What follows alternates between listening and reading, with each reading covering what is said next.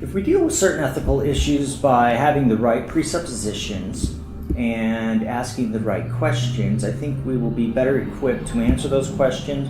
I think many more people will side with one side of an argument versus the other if this happens, where others might be stubborn, and I'll explain why I'm saying this right now, because I'm going to talk about the abortion issue. And so if we take the presupposition that all humans have the right to life, and that governments are obligated, if you have a right, to protect that life. So if we take that presupposition, all humans have a right to life, and we conclude that human women are pregnant with human babies, then it would follow that that with which the woman is pregnant also has a right to life, and the government has a duty to preserve that life, to protect that right.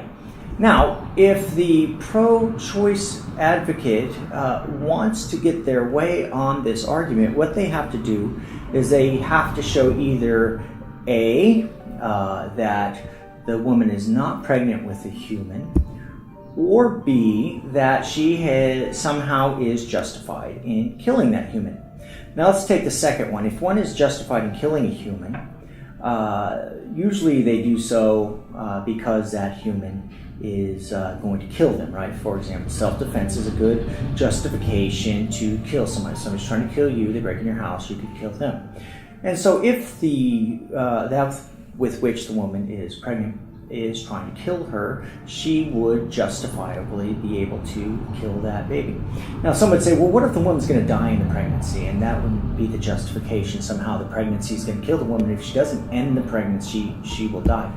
Now that makes, there's a total difference here between actively killing and trying to save both patients. So one could say, well, you're not justified in killing the baby, but you are, we can try to save the baby, but if we don't, we understand and it's justified because we're trying to save the woman's life too. And in this case, we're just trying to save the majority of people there who are alive. So the woman, or the pro-choicer in this case, is going to have a hard sell when they are trying to tell us that the unborn are trying to actively kill the woman. And that's usually, I can't imagine a case where that would be. Now, on the other hand, we were talking about how the other case is that you can, pro-choice advocate can try to prove that women are not pregnant with humans. And if the woman is not pregnant with a human, that with which she is pregnant does not have rights, thus the government has no obligation to preserve those rights. So that's a hard sell too, because cows are pregnant with cows, and kittens come from cats, and dogs are pregnant with dogs. And if we just label that with which the woman is pregnant a fetus, all it does is create a vague term. You want to know what kind of fetus it is. And so once we determine that women are pregnant with human fetuses that are in fact biologically alive and that are developing on their own, then we would say that this is a human. And if this is a human, then this human has rights, and the government has an obligation to protect these rights. So I have yet to hear a good argument as to how women are not pregnant with humans, because if women are not pregnant with humans, somewhere down the line, a woman gave birth to something that was non-human, and that has never happened in the history of man as far as I know. So until that happens, we should always assume that genetically these are humans, and if they're genetically humans, they are covered by rights. They have that natural right to life. Now here's a third option, and this is one that my students don't like. Many of my students in my ethics classes will say, well, okay, we grant that these are humans, but we still have a right to kill them.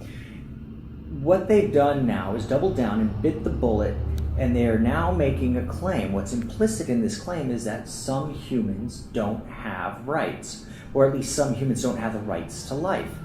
And this particular class of humans that they are talking about are the unborn. They'll admit that they are human, but they still don't have a right to life. Now this becomes very problematic for them, because then I say, well, if these humans don't have the right to life, what about other humans? How do we determine which humans have a right to life? And then what happens if we apply their criteria as to why this group of humans doesn't have a right to life? We find out that there are many humans out there that are already born that have the right, wouldn't have the right to life either. And so they're tasked with three hard questions. How do you justify killing another human, specifically the one in your body? 2, how can you claim that this is not a human at all, when in fact humans give birth to humans and have never given birth to anything else? Or 3, how do you determine that some humans have rights and others don't? We don't want it just as arbitrary as geographic location, inside the womb versus outside the womb. So these are the 3 questions that I find very important to the pro-life, pro-choice discussion. And I think that once we explore these questions, the pro-choicers often have a hard time answering them, and I've seen many of them change their minds over this issue.